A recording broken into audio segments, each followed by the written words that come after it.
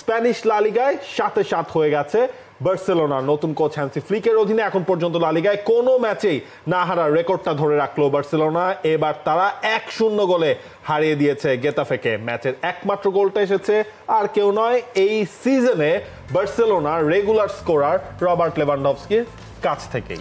একদম সপ্তম সুরে সুরাসুর বার্সেলোনা। এরকম একটা স্টার্ট হয়তো সিজনের আগে যেভাবে প্রি সিজনটা শুরু হয়েছিল, মনাকোর কাছে তারা হুয়ান গ্যাম্পার ট্রফি হেরে গেল, এই শুরুটা হয়তো তারা এক্সপেক্ট করেনি। কিন্তু এই শুরু হওয়ার পর এই বার্সেলোনাকে থামানোরও এখন পর্যন্ত কেউ নেই। লেভানডফস্কি গোল করেছেন 7 ম্যাচে, তার গোল 7টা। এই পারফরমেন্সের পর বার্সেলোনা এগিয়ে যাচ্ছে আরেকটা চ্যাম্পিয়ন্স লিগের রাতের দিকে। সামনের সপ্তাহে আবার চ্যাম্পিয়ন্স লিগের ম্যাচ আছে। তবে লা লিগায় বার্সেলোনা যেভাবে খেলে যাচ্ছে, একের পর এক অপোনেন্টকে ড্রিল করে যাচ্ছে, এই বার্সেলোনার এই ড্রিম রানটা আসলে কতদূর গড়ায় সেটাই এখন দেখার বিষয়। তবে যেটা হচ্ছে মূল ঘটনা, হান্সি ফ্লিক একটা ঘটনা ঘটিয়ে ফেলেছেন। এই রকম রেকর্ড বার্সেলোনার সর্বশেষ ছিল 7 ম্যাচ জেতার, সেটা সম্ভবত 2017 সালে সবশেষ রেকর্ডটা ছিল। এর আগে ছিল 2013 সালে। বসুন্ধরা টিস্যুতে ছাড়ের ছড়াছড়ি। বসুন্ধরা টিস্যু নিয়ে এলো নিশ্চিত ছাড়।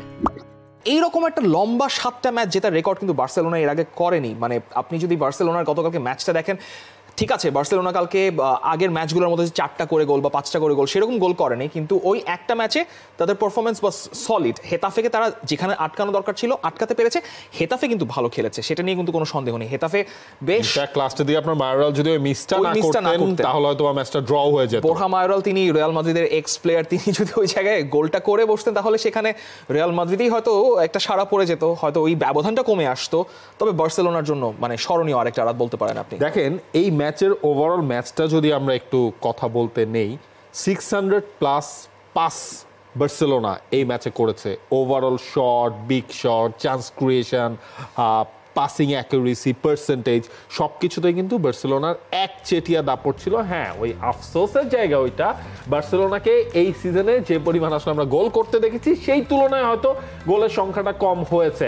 দেখেন এই ম্যাচের লাস্টে আমরা দেখলাম লামিন ইয়ামাল, তিনি খানিকটা চোট পেলেন, যদিও এখন পর্যন্ত আসলে পুরোপুরি জানা যায় নাই যে বার্সেলোনার এই চোটটা তাদেরকে কতটুকু ভোগাবে। এই ম্যাচের আগে যখন কোয়েশ্চেন করা হয়েছিল হ্যান্সি ফ্লিককে যে আপনি কি ইয়ামাল একটা বাচ্চা ছেলে, হ্যাঁ মানে হাঁটুর বয়সী ছেলে, তাকে কি কন্টিনিউয়াসটা বিশ্রাম দিয়ে যাবেন কিনা, তো বলছে না, ও লেভেলে এখন এটা প্রত্যেক ম্যাচে খেলবে, ওর লেভেল তো চায়। এক্স্যাক্টলি, মানে আপনি দেখেন যে ওই লেফট ফ্ল্যাঙ্ক থেকে যখন রাইট ফ্ল্যাঙ্ক থেকে যখন তিনি বলটা নিয়ে কাট ইনসাইড করেন, কালকে কিন্তু সেম কাজটা করলেন। কালকে সেম কাজটা করে ওইখানে যদি হেতাফের গোলকিপার না ঠেকাতেন সেখানেও একটা মানে হেতাফের জন্য দুর্ঘটনা ঘটেই যেতে পারতো, লামিন ইয়ামাল আরেকটা গোল পেয়ে যেতে পারতেন। এবং যেখানে যে জুলস কুন্দের সঙ্গে তার যে বোঝাপড়াটা, যখন তিনি কাট ইনসাইড করছেন, জুলস কুন্দে তাকে ওই জায়গায় প্রোটেকশন দিচ্ছেন, এরকম একটা সিচুয়েশন থেকে কিন্তু অনেকগুলো চান্স তৈরি হয়েছে। এবং বার্সেলোনার বক্সে কিন্তু আপনি দেখবেন মানে পাবলো তরে থেকে শুরু করে রাফিনিয়া সবাই ওখানে ক্রাউডেড করে রাখছেন। সো বার্সেলোনার যে এইরকম অ্যাটাকিং প্রাওয়েসটা দেখা যাচ্ছে, এখানে বার্সেলোনার খেলা দেখতেও আপনার কিন্তু চোখের একটা সৌন্দর্য লেগে থাকে।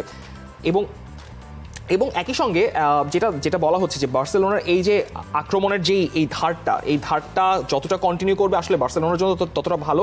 তবে সামনে বড় একটা সমস্যার কথা কিন্তু আবার শোনাও গেছে। লামিন ইয়ামাল যখন তিনি ম্যাচটা শেষ করেছেন তখন তার হালকা কাফে প্রবলেম দেখা যাচ্ছিল বলে এরকম একটা ঘটনা শোনা গেছে। তবে এখন পর্যন্ত হান্সি ফ্লিক কিছু বলেননি। তবে আগের দিনে কিন্তু রিয়াল মাদ্রিদে এমবাপে ইনজুর্ড হয়ে গেছেন, তাকে নিয়েও কিন্তু বলা হয়েছিল কার্লো আনচেলোত্তি যে তিনি ঠিকঠাক আছেন, কিন্তু পরে ডায়াগনোসিসে দেখা গেল তার ফিমোরাল বাইসেপসে একটা প্রবলেম।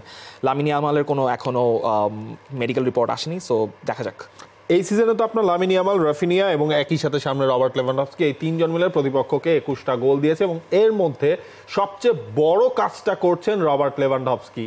এই সিজনে 7টা ম্যাচ যে বার্সেলোনা খেলেছে, ওভারঅল লেভানডফস্কির গোল সংখ্যা 7, 2টা অ্যাসিস্ট রয়েছে।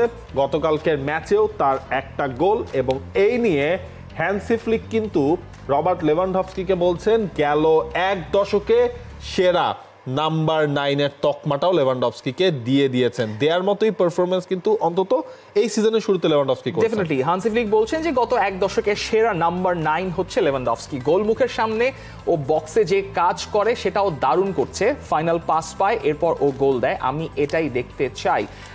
হান্সি ফ্লিক তার পুরনো শিষ্য, তার সবচেয়ে খুবই ঘনিষ্ঠ সম্পর্ক রয়েছে লেভানডফস্কির সঙ্গে। ইনফ্যাক্ট হান্সি ফ্লিক যখন আপনার এই সিজনের আগে যখন হান্সি ফ্লিককে দায়িত্বটা দেওয়া হলো, তখনই আমরা ফুটবল শোতে বলছিলাম যে মানে এই দুজনের কেমিস্ট্রিটা আমরা এর আগে বায়ার্ন মিউনিখে দেখেছিলাম, ওই সিজনটা ছিল লেভানডফস্কির one of the best season goal scoring এর দিক থেকে, সেই জিনিসটা আবার ফেরত আসে কিনা সেটাই কিন্তু হচ্ছে। আপনি জাভির আগের সিজনটার সাথে এই সিজনের একটা মানে ক্লিয়ার পার্থক্য পাবেন, সেটা হচ্ছে রবার্ট লেভানডফস্কি গত সিজনে প্রায় আপনি দেখবেন যে হাত পা ছুড়ে কমপ্লেন করছেন, তাকে বল পাস দেওয়া হচ্ছে না, বা তার সঙ্গে যে সাপোর্ট রানটা নেওয়া লাগবে, তাকে যে সাপোর্ট দেওয়ার জন্য তার পেছনে যে একজন নাম্বার 10 কিংবা একজন নাম্বার 8 যে ওভারল্যাপ করবেন, সেই সাপোর্টটা কিন্তু তিনি পাচ্ছিলেন না। কিন্তু এই সিজনে কিন্তু আপনি যখনই বার্সেলোনা আক্রমণে যাচ্ছে, যখন তাদের ডাবল পিভটের একজন বলটা পেছন থেকে পাস করছেন, আপনি দেখবেন লেভানডফস্কির পিছনেই কিন্তু অনেক মানুষজন আছে। লেভানডফস্কি দুজন সেন্টার ব্যাককে ধরে রাখছেন, তার পেছনেই কিন্তু হচ্ছে রাফিনিয়া কিংবা পাবলো তরে বা এর আগে দানি ওলমো ছিলেন, তারা একটা রান নেওয়ার জন্য প্রস্তুত আছেন বা পাসিং অপশনগুলো তৈরি করছেন। এই কাজটার কারণে আসলে লেভানডফস্কি যেভাবে উপকৃত হচ্ছেন, বার্সেলোনা কিন্তু একের পর এক গোল পেয়ে যাচ্ছে এবং মানে পার্থক্যটা খুবই পরিষ্কার। হান্সি ফ্লিক যেভাবে এই টিমটাকে ইন্টিগ্রেট করছেন তার আক্রমণের জন্য সবচেয়ে ভালো ফলাফলটা তিনি এখান থেকেই পাচ্ছেন। লেভানডফস্কি গোল পাওয়ার থেকে এর চেয়ে মানে বড় ব্যাপার তো আর হতে পারে না, কারণ একদিকে যখন আপনার সামনে বায়ার্ন মিউনিখ অপেক্ষা করছে, পরের মাসে আরও বড় বড় ম্যাচ অপেক্ষা করছে, তখন যখন আপনার মূল স্ট্রাইকার তিনি, তার বয়স হতে পারে 36, কিন্তু তিনি যখন অল গানস ফায়ারিং করেন, তখন বার্সেলোনার জন্য এর চেয়ে ভালো ব্যাপার আর হতে পারে না। For more updates, subscribe to our YouTube channel and click on the bell icon. Follow us on Facebook and Instagram. Download T-Sports app to enjoy exciting games and highlights. Visit tsports.com.